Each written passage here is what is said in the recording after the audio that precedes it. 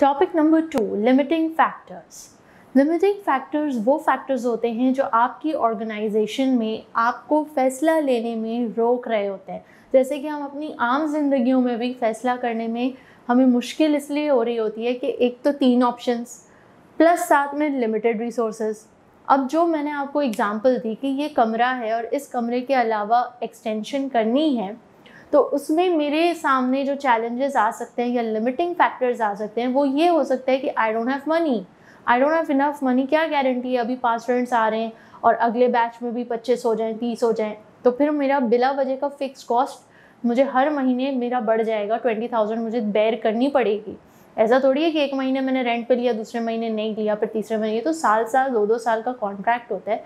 तो जिसके लिए मुझे प्रिपेयर्ड होना पड़ेगा कि अगर मुझे फ़र्ज़ करें इस वक्त डिमांड है, 30 स्टूडेंट्स आ रहे हैं, मुझे उस कमरे की ज़रूरत है, हो सकता है कल को डिमांड ना हो सकता है स्टूडेंट्स यहाँ आना ना पसंद करें, हो सकता है 25 से और 20 हो जाएं, तो मेरे लिए तो एक फ़िक्स्ड कॉस्ट मेरी बढ़ गई। दूसरा ये मेरे पास लिमिटिंग फैक्टर हो सकता है कि अगर मैं ऑप्शन बी की तरफ जाना चाहूँ, दैट इज़ कि मैं कहीं और कैंपस ले लूँ, तो वहाँ पे लिमिटिंग फैक्टर हो सकता है कि मुझे इन्वेस्टमेंट कौन करके देगा, इन्वेस्टर कौन होगा मेरा, और वो कितनी इन्वेस्टमेंट कर सकता है। बिकॉज एट वन टाइम एक बड़ा प्रोजेक्ट इंस्टीट्यूट स्टार्टअप करना, हर चीज़ को डेकोर करना, हर चीज़ it's quite a costly investment.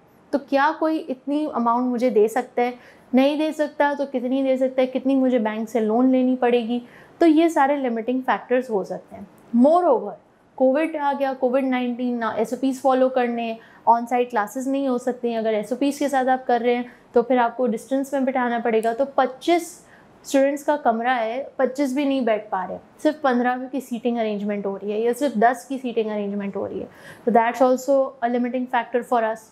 तो ये एक रियल लाइफ एग्जाम्पल से मैंने आपको बताया कि लिमिटिंग फैक्टर्स क्या क्या हो सकते हैं। मोर ओवर अगर मार्कर बनाने वाली इंडस्ट्री है, फैक्ट्री है, मार्कर्स बना रही है, तो हो सकता है उसके लिए लिमिटिंग फैक्टर मशीन आवर्स हो कि मशीन एक वक्त में 4 घंटे से ज़्यादा नहीं चल सकती, और एक मार्कर को बनाने के लिए या एक बैच ऑफ मार्कर्स को बनाने के लिए, फ़र्ज़ करें 1000 का बैच बनाने के लिए कम से कम मशीन 5 घंटे चलनी चाहिए। तो लिमिटिंग फैक्टर यहाँ आ गया कि सिर्फ वो 4 घंटे चल सकती है। Another limiting factor could be कि लेबर को बुला के काम करवाना है, कोविड में सब लॉकडाउन, लेबर नहीं आ सकती, तो मशीन कौन ऑपरेट करेगा, मशीन कोई ऑपरेट नहीं करेगा तो मैन्युफैक्चरिंग बंद। मार्कर्स कौन बनाएगा, मार्कर्स नहीं बनेंगे तो सेल क्या होगा। ठीक है जी, तो ये सारा एक साइकिल है जो चल रहा है लिमिटिंग फैक्टर्स का।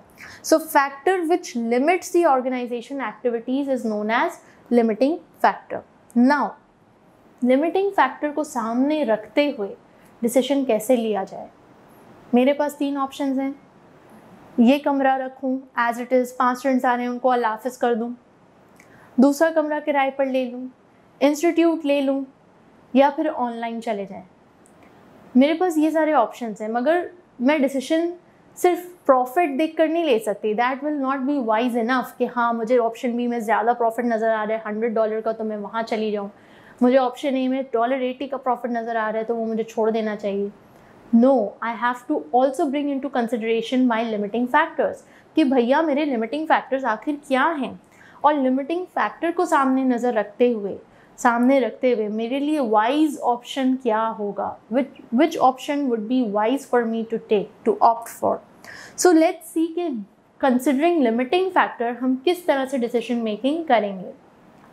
Optimal production solution, profit will be maximized when contribution is maximized. ये एक रूल है या ये एक आप समझ लें उसूल है कि अगर आप प्रॉफिट चाहते हैं मैक्सिमाइज हो तो उसके लिए आपको मेक श्योर करना पड़ेगा कि कंट्रीब्यूशन मैक्सिमाइज हो। Now what is contribution?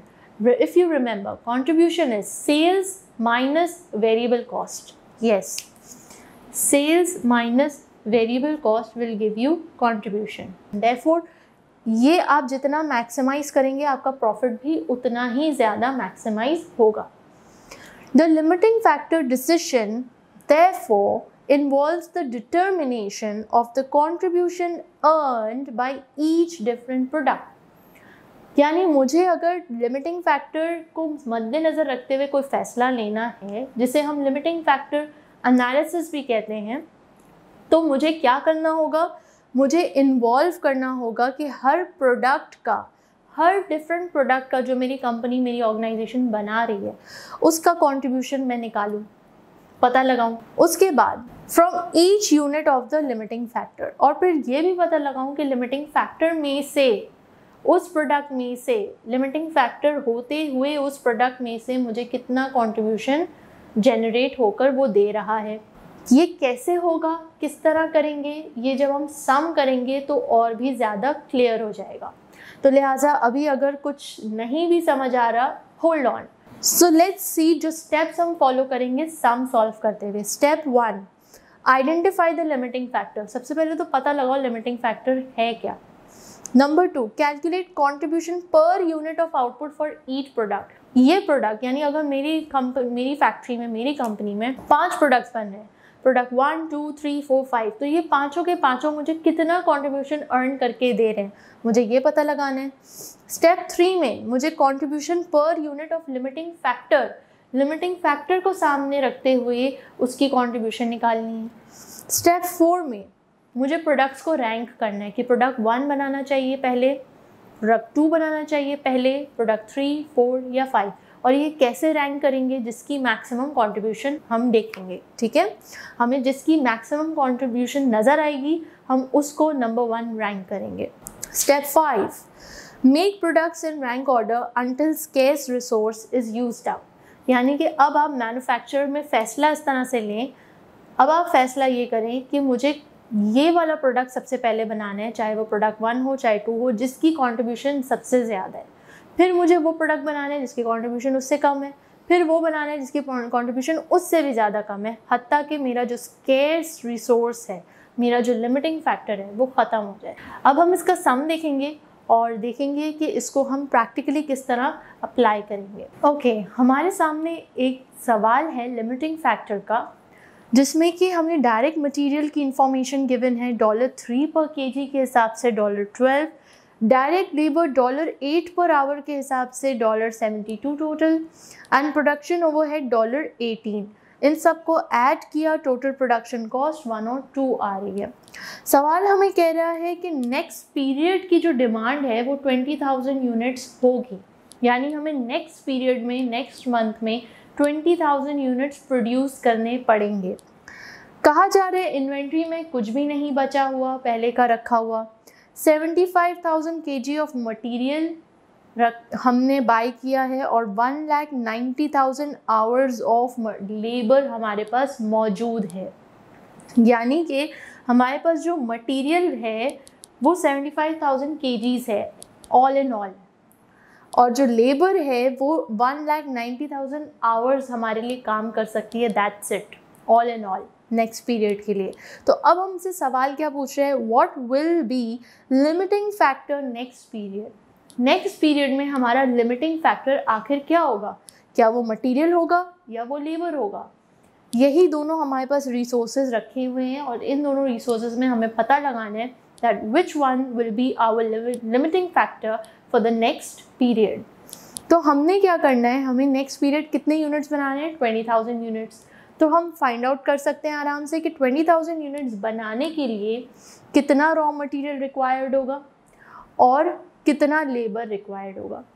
तो हम यहाँ पे फाइंड आउट कर रहे हैं material required 20,000 units multiply bye 12/3। 12/3 क्यों किया, क्योंकि हर केजी मटेरियल जो है $3 का आ रहा है, और एक यूनिट को बनाने के लिए 12/3 करें तो 4 kgs यूज़ हो रहे हैं एक यूनिट को बनाने के लिए।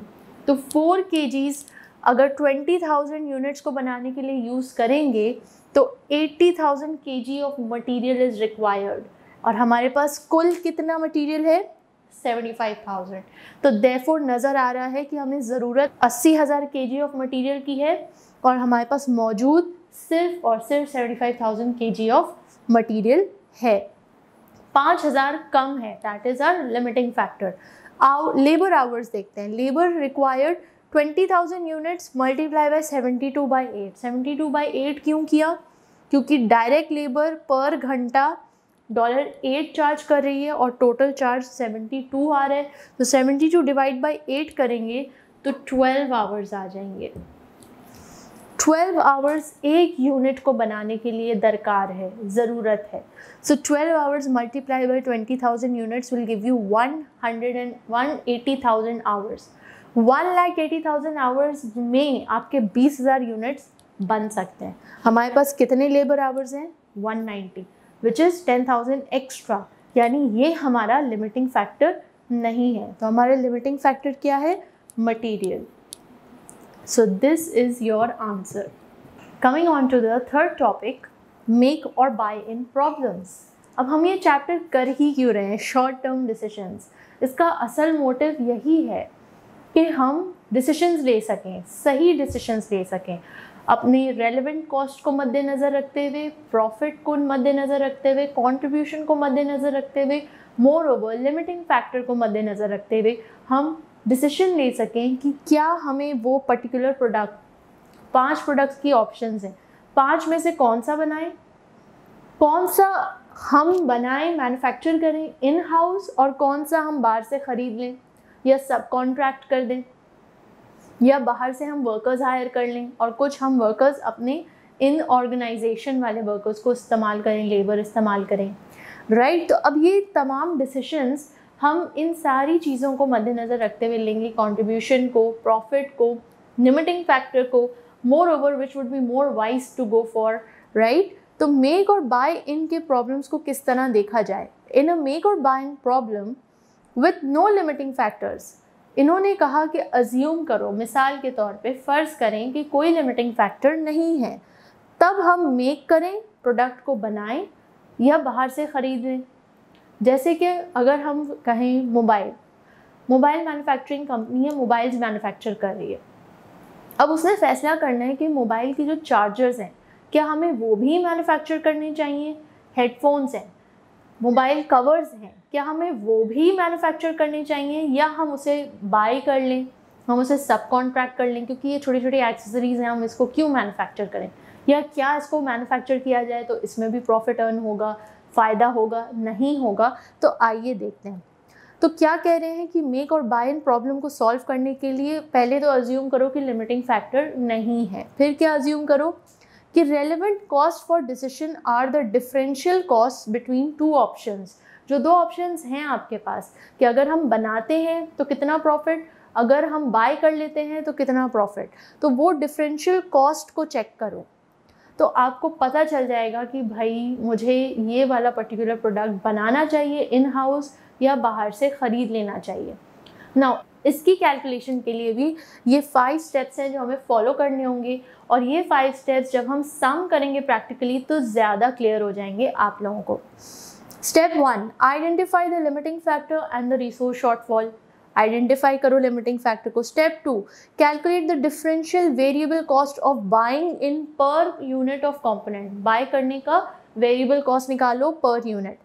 Step 3, calculate the differential variable cost of buying in per unit of limiting factor. Limiting factor को कंसिडर करते हुए वेरिएबल कॉस्ट का डिफरेंशियल वेरिएबल कॉस्ट निकालो of buying in that unit. Step 4, rank the component, जिसका ज़्यादा contribution है उसको उस हिसाब से रैंक किया जाए। स्टेप 5, डिटरमाइन ऑप्टिमल प्रोडक्शन और बाय इन सोल्यूशन। तो जब हम सम करेंगे तो ये 5 स्टेप्स क्लियर हो जाएंगे इंशाल्लाह ताला।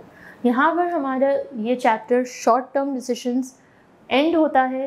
इसमें 3 ही टॉपिक्स थे जो हमने किए। रेलेवेंट कॉस्ट किसे कहते हैं, नंबर 2 हमने देखा लिमिटिंग फैक्टर एनालिसिस क्या होता है, एंड नंबर 3 हमने देखा make or buy in problems. Now इसके जो लंबे तफसील सम्स हैं, लिमिटिंग फैक्टर एनालिसिस का सम और मेक बाय इन प्रॉब्लम्स का सम, जिसमें ये 5 स्टेप्स, जो उसमें भी 5 स्टेप्स हैं, इसमें भी 5 स्टेप्स हैं। इन दोनों स्टेप्स को प्रैक्टिकली सॉल्व करके इंशाल्लाह in the next video you will see the practical solution, how to practically apply the make buy in problem situation and limiting factor analysis situation. Thank you and signing off for today. Allah Hafiz.